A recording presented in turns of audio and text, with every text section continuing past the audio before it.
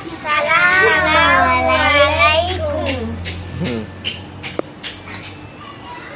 বলো। নম্বর হাদিস শরীফ আখলিস দিনাকা ইয়াকফিকাল আমালুল কলিল। হাদিস শরীফের অর্থ তোমার ঈমানকে খাঁটি করো, অল্প আমলি নাজাতের জন্য যথেষ্ট হইবে। 2 নম্বর হাদিস শরীফ খায়রুকুম মান তাআল্লামাল কুরআনা ওয়া আল্লামা। হাদিস শরীফের অর্থ তোমাদের মধ্যে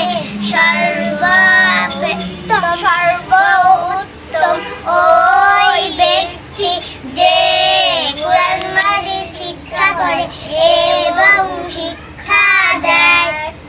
3 নম্বর হাদিস শরীফ তলাবুল ইলমি ফারিদাতুন আলা কুল্লি মুসলিম।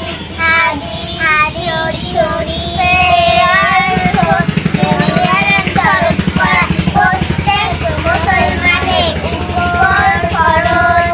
4 নম্বর হাদিস শরীফ আত-তুহুরু শাত্রুল ঈমান। হাদিস শরীফের অর্থ পবিত্রতা ঈমানের অঙ্গ।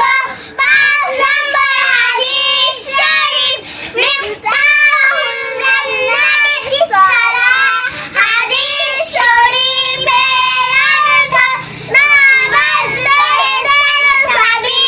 6 নম্বর হাদিস শরীফ আউয়ালু মা ইউহাসাবু বিহি আবদু ইয়াউমাল কিয়ামাতি সালাহ। হাদিস শরীফের অর্থ কিয়ামতের দিন সর্বপ্রথম নামাজের হিসাব হইবে। 7 নম্বর হাদিস শরীফ ফাযলুল আলিমি আলাল আবিদি কাফারুলি আলা আদনাকুম। হাদিস শরীফের অর্থ তোমাদের মধ্যে সর্বাপেক্ষা ছোট ব্যক্তি হইতে আমার মর্তবা যত বড়।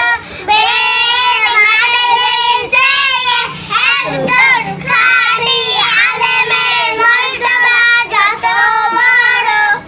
মাশাআল্লাহ।